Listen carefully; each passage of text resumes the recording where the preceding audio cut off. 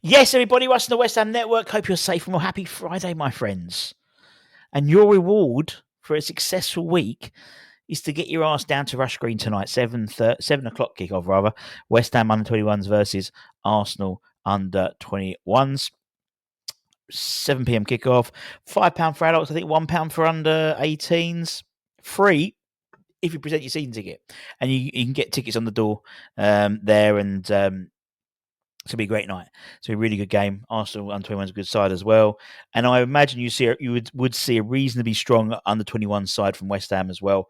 With, I would imagine, assuming, and again, as they say, assume makes an ass of you and me, is you'll see some of the pathway players playing. And I call them the pathway players, the likes of Ollie, Lewis, and Kalen. I imagine they will be featuring because there's no West Ham first team action, obviously, until the Brentford game.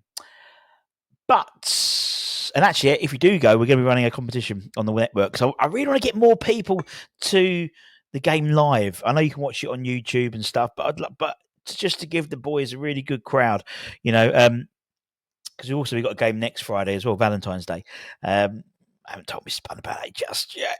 Oh, sorry, we go Saturday night. Oh, you can't, unfortunately. We've got Brentford on Saturday. But I'm nicking an idea from Ian from E13 Events, really. Tweet from your seat. He did it yet on his last two Kevin Nolan and James Collins nights, which is well received. But the idea being is you take a picture. You're at the ground tonight at Rush Green. Take a picture, tweet me, and we've got a signed picture from James Collins, a signed picture from Kevin Nolan, which we'll give away as prizes. And even if you don't, do you know what? I might even open it up. If you're watching it on YouTube, take a picture of yourself watching it on YouTube as well. Because let's get some momentum. Let's get behind the academy. We get a few hundred get to every game, but it would be nice to get a lot of players, a lot of fans around the other side of the ground as well. All good. So get your ass down there. I'll be on the old ones and twos as per usual. But let's talk about some lovely news for the Hammers Headlines Association with the KUMB.com boys. So let's talk pre-cum, shall we? Pre-Cummings, sorry. That's what I meant, pre-contract for Cummings. Freudian slip there. But we continue to work on the pre-Cummings deal. I'm such like an immature person sometimes, but it just made me laugh. According to Sean on West Ham Football and his account on X, sporting director, because he is the sporting director, Mark Noble, has been put in charge of signing Celtic striker Daniel Cummings on a pre-contract to join the Hammers this summer. Celtic and Brendan Rodgers, as you well know, rejected a couple of bids for us on transfer deadline day. The first was around 300 grand. The first one was $500,000, and they wanted 750k to let him go now. But he becomes and they did try their arm to see if we can get him in early. If Noble does manage to tie him down to a pre-contract agreement, Celtic will need to rely on the training compensation set by FIFA, which is around the £350,000 sort of mark. Now, as reported in the Daily Record, the prolific striker from the Youth League in Celtic could not get onto the pitch under Brendan Rodgers. And some would say he's bearing a bit of a grudge, Brendan, about losing his young talent and sort of leaving, as the old expression would, leave him at the stiffs, playing with the stiffs. Old Daniel Cummings. But he did make a small cameo appearance in their win against in the Champions League recently. Was it Villa, wasn't it? I don't know. To be honest, I don't watch any of the Champions League, to be fair. But it looks like he's coming round the mountain when he comes. Obviously, we signed Josh Landers, 17-year-old from Hibernian.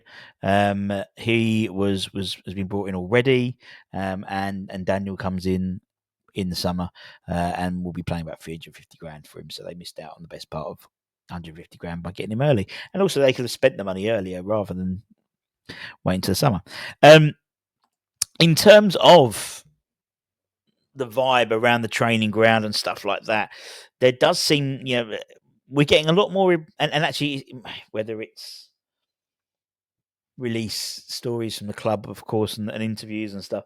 But we do seem to be getting a lot more stories about Potter around the training ground than we did ever against for Lopetegui. In all honesty, as the war of words continues, Tim Steidham had a short, brief interview, which was very complimentary about his time at West Ham. Of course, well aware that he's under. I assume he's still under some sort of NDA at West Ham, including indeed Sean from West Ham Football on Twitter basically said that he was being paid. I think he works at 83 grand a week until he finds a new job. A month rather, not a week. West Ham are being tight-lipped over the details of the financial compensation for Tim Steindl and his brother Maurice. The Steins are thought to be on a package worth up to £1 million per year. Often staff on fixed term are retained on the payroll after the departure in the hope they find something similar in football, which would minimise the compensation paid by the club, similar to what Chelsea did with Graham Potter. So they believe they would cost the Hammers around 83 grand per month until the pair could find employment at the same salary or greater, with West Ham paying the difference if they found employment at a lesser salary. Indeed, a similar thing actually happened with Lopetegui. You know, when the Belgium job was coming, when he was linked with the Belgium job, he actually approached West Ham and said, look, Belgium aren't going to pay me a lot. Can I still get my money through you? And then when I leave Belgium and then get a proper job, so to speak, proper paying job, you'll stop. And they basically laughed him out the door. But as I said, according to several interviews, Edson Alvarez, he's been very complimentary about learning new things every day. Paqueta, Thomas Suchek, and now Andy Irving. He obviously made his first team start, his Premier League start on Chelsea against Chelsea on Monday. I thought played really well actually. And he was full of praise for the new head coach, saying, I think since the head coach has come in, it's been brilliant. Anytime he or the staff have spoken with me, it's been very positive. And I think it's been like that with every other player. Every day in training has been brilliant, really enjoyable. And that's what we like to hear. You know, we're led to be believed that it was a unhappy camp under Lopetegui, and it seems to be a complete wind of change, to quote a famous song title, in terms of Potter coming in. And a stark contrast in terms of what's happened previously under Lopetegui. We know that there was a struggle with communication. There was in terms of a language barrier, with Edu Rubio being sort of the go-between, really. And I assume there's going to be a lot more positive news coming up. Obviously, we heard Evan Ferguson's his first interview with the club with Rob Pritchard, the program editor, and it was very complimentary about what Potter could bring to his game and why he joined West Ham, and Potter being a huge influence in that. So it's nice to see that sort of the ethos is being moved in, and it does seem a wind of change, but not just on the pitch, but off the pitch as well. I think the fan base as well are really getting behind it, and we've seen. We was one up against Chelsea and lost 2-1. But despite the result, there was still a lot of positivity coming out of West Ham fan base, particularly, what we've seen since. And I think we are seeing green shoots. And at lunchtime today, I spoke about, the Brentford game. We've got like over a week until we play Brentford.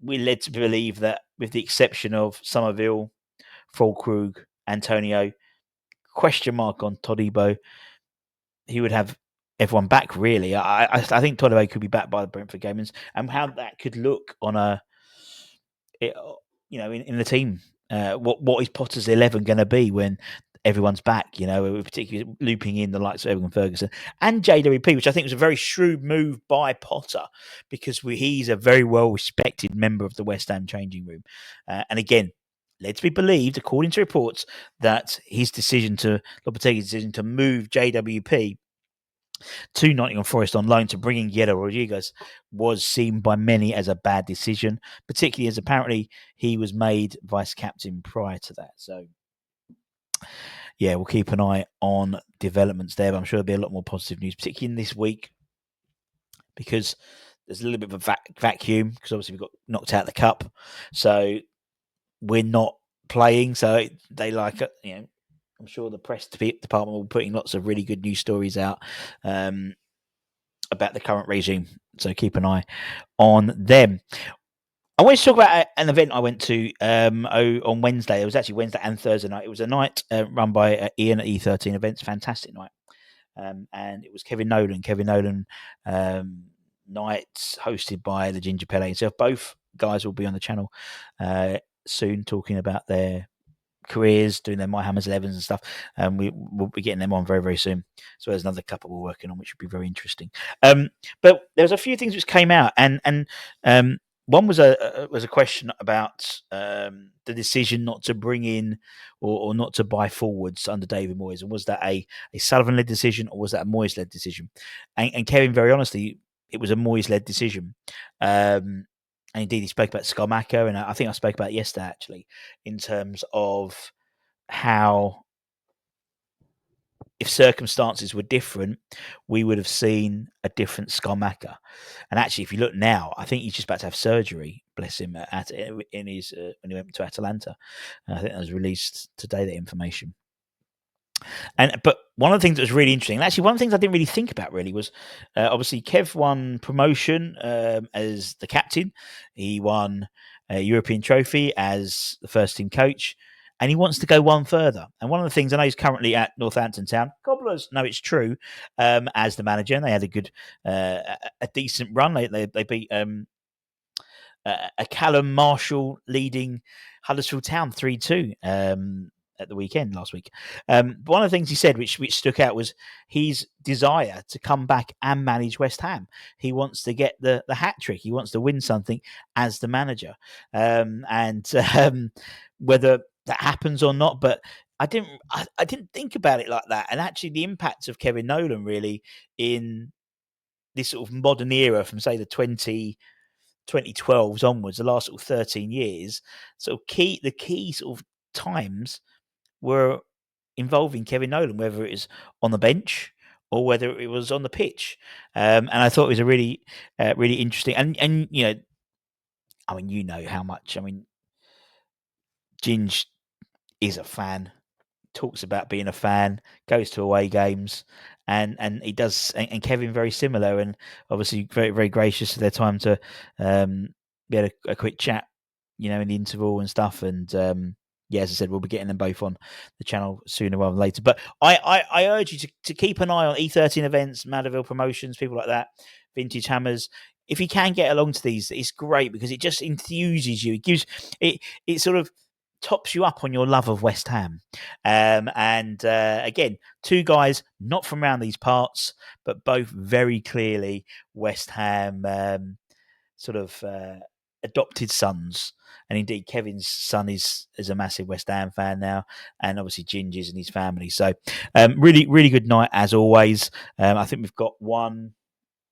There's a few tickets left, I think, for Ian's next, which is actually Ian Bishop, which would be great fun on the 21st. And then I think there's a few more, and then we've got the gala dinner, and then multiple promotions have got loads as well. So there's always something going on. So I implore you, if you can get over to these nights, and the West Ham Network, we're looking at maybe putting a couple of these nights on with Ian up in Scotland potentially over the summer. So keep an eye on the channel for that. But as I said, actually speaking of that, speaking of love of the game and love of West Ham, tomorrow we're starting the first of our new series, and it's going to be called Why.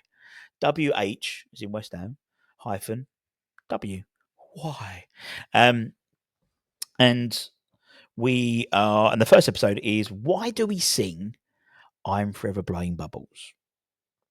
It's something that you think. Need an app for me to help with that. Try searching in the Apple Watch. All right, thanks Siri. You know, people think, yeah, I don't know, and some people know, some people don't know, and some people want to know but wouldn't want to ask because they don't want to seem to be not a true fan because you don't know about that, and that's all bullshit. You know, there's a lot of new fans, there's a lot of old fans, and so we are basically answering the questions that you're too afraid to ask. So if you do have anything you'd like us to answer, you know, why do we play in Claret and Blue? Why does this happen? Why are we at Upton Park? And you know, obviously sensible ones, not why are we so shit, why have we got a great ball, you know, that type of thing. More history led things. Please let us know. You don't have to respond in the comments below, because in case you worry that someone might take the piss out of you or whatever, they shouldn't do, because you got the balls to ask that question. Email us at westhamnetwork@gmail.com. Next week, hopefully next Tuesday or Wednesday, we're going to have the Ludic McCloskey appreciation night. So we used to do them, but we're sort of bringing them back sporadically as and when appropriate. And obviously the news of Ludo stopping his cancer treatment sort of reinvigorated this. So we'll have Martin Godliman, the voice of West Ham, maybe one or two more guests as well, hopefully, talking about Ludo's career at West Ham with highlights packages, and we've got loads of clips of interviews I've done of players who talk about Ludo in very high esteem, and apparently he's got the biggest balls in football, according to Dan Blewett. We'll find out more about his big balls. And yeah, make sure you check that out as well. So that'll be later on. That'll be sometime next week, probably mid next week. But the only way you can make sure you miss none of that content is by subscribing. It's free. And sometimes people think they subscribed because they keep watching our videos, but it's because it might be the algorithm, because you use it all the time.